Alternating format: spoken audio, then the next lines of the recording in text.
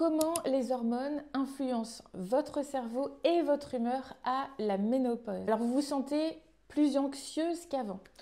Vous sentez peut-être fatigué mentalement avec des troubles de la concentration, des trous de mémoire, des moments de déprime sans raison apparente. Eh bien, ce n'est pas juste dans votre tête. Vos hormones jouent un rôle clé dans votre bien-être mental et émotionnel. La ménopause ne touche pas seulement le corps, elle influence aussi le cerveau. Et aujourd'hui, eh bien, je vais vous expliquer pourquoi ces changements hormonaux peuvent affecter votre humeur et votre énergie mentale. Et surtout, quelles sont les solutions que vous pouvez mettre en place pour vous sentir mieux. Alors si c'est votre première fois ici, bienvenue. Je suis Céline Ovette, naturopathe spécialisée dans l'équilibre hormonal et le bien-être féminin. Et sur cette chaîne, je vous donne des conseils concrets et naturels pour mieux vivre votre périménopause, votre ménopause et retrouver votre énergie. Alors pensez à vous abonner et à activer la cloche pour ne rien manquer. Allez, c'est parti. Alors pourquoi la ménopause affecte-t-elle le cerveau et l'humeur? Le cerveau est tout simplement sous l'influence directe des hormones. Nos hormones ne se contentent pas de réguler le cycle menstruel, je vous l'ai déjà dit, elles influencent aussi nos neurotransmetteurs, donc ces petits messagers chimiques qui sont responsables de notre humeur et de notre mémoire, mais aussi de notre bien-être général. Et avec la baisse des œstrogènes, il y a un impact sur la production de la sérotonine et de la dopamine. Les œstrogènes stimulent la production de sérotonine, ce qu'on appelle l'hormone du bonheur. Et puis la dopamine, elle, c'est plutôt, on va dire, la motivation. Donc moins d'œstrogènes, c'est moins de sérotonine et de dopamine, donc plus de risques d'anxiété, de déprime et de fatigue mentale. On a aussi l'impact du cortisol et du stress. Avec la ménopause, le corps devient beaucoup plus sensible au stress et produit plus de cortisol. Donc trop de cortisol, ça aggrave l'anxiété, ça perturbe le sommeil, ça augmente la fatigue mentale. La progestérone a aussi un impact sur la relaxation. Elle a un effet apaisant sur le cerveau, elle aide à réguler l'anxiété, elle favorise le sommeil. Donc quand elle baisse, le stress semble plus intense et le sommeil devient alors beaucoup plus fragile. Alors le résultat, c'est que beaucoup de femmes ressentent une charge mentale beaucoup plus lourde, une sensibilité émotionnelle accrue, une baisse d'énergie globale. Alors quelles sont les 3 clés qui vont aider à réguler l'humeur et booster l'énergie mentale? Alors la première, une alimentation qui soutient le cerveau. Alors pourquoi? Le cerveau a tout simplement besoin de nutriments spécifiques pour produire les bons neurotransmetteurs et maintenir l'équilibre hormonal.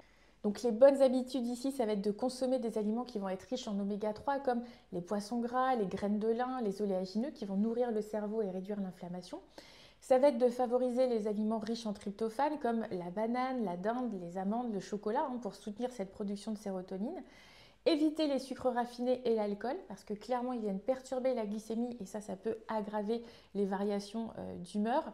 La petite astuce, c'est une poignée d'amandes et un carré de chocolat noir en collation. Ça, c'est un excellent moyen de booster votre humeur. Deuxième point, bouger pour stimuler vos neurotransmetteurs. Pourquoi? Parce que l'activité physique stimule naturellement la production de dopamine et d'endorphine, aidant ainsi à retrouver votre énergie, votre motivation. Donc les bonnes habitudes à adopter ici, c'est de pratiquer au moins 30 minutes d'activité modérée par jour. Ça peut être de la marche rapide, du yoga, de la natation, peu importe. L'essentiel, c'est vraiment de bouger régulièrement. Essayez de privilégier les exercices à l'extérieur. La lumière naturelle booste la production de sérotonine. Ça régule aussi le cycle circadien. Essayez des activités anti-stress comme le yoga, le qigong ou encore la danse qui allient mouvement et relaxation. Alors la petite astuce ici, c'est que même 10 minutes de danse sur votre musique préférée, ça peut suffire à relancer la dopamine et vous donner un regain d'énergie immédiat. Pensez-y. Troisième clé, optimisez votre sommeil pour équilibrer vos hormones. Pourquoi? Un mauvais sommeil, ça augmente le cortisol, ça réduit la sérotonine et donc ça va aggraver la fatigue mentale. Alors les bonnes habitudes à adopter ici, c'est éviter les écrans avant de dormir. Et oui, parce que la lumière bleue, je pense que vous le savez, inhibe la production de la mélatonine qui est l'hormone du sommeil. Essayez de créer un rituel du soir apaisant, ça peut être une infusion relaxante, camomille, passiflore, lire, méditer. Vous pouvez prendre aussi du magnésium, il aide à calmer le système nerveux et favorise un sommeil profond. La petite astuce ici, c'est de pratiquer la cohérence cardiaque avant de dormir. Ça peut vraiment vous aider à évacuer le stress de la journée et à mieux vous endormir. Vous l'avez vu, vos hormones influencent directement votre humeur et votre bien-être mental, mais en adoptant quelques ajustements simples comme vous venez de le voir, eh bien vous pouvez réduire l'anxiété, retrouver votre énergie, mais aussi améliorer votre concentration. Donc essayez d'adopter une alimentation riche en nutriments, c'est essentiel pour le cerveau, mais aussi pour tout le reste. Essayez de pratiquer une activité physique régulièrement pour booster vos neurotransmetteurs et puis améliorer votre sommeil pour mieux gérer le stress et équilibrer vos hormones. Encore une fois, vous n'êtes pas seul dans cette transition et chaque petit pas compte pour retrouver votre équilibre. Alors dites-moi en commentaire quels conseils allez-vous essayer d'appliquer en premier? Est-ce que vous aussi vous avez des trous de mémoire, des troubles de la concentration? Est-ce que vous aussi vous ressentez ces changements? Et puis pour plus de conseils, vous pouvez me retrouver sur Instagram. Vous pouvez vous abonner à cette chaîne, activer la cloche pour ne manquer aucun conseil bien-être.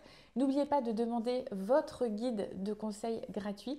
Et puis dans la description, je vous mets les liens de quelques compléments alimentaires qui peuvent vous soutenir à cette période et notamment un magnésium que je prends personnellement depuis plusieurs années maintenant et qui m'aide vraiment à apaiser mon système nerveux. Je vous remercie et je vous dis à très vite pour une nouvelle vidéo.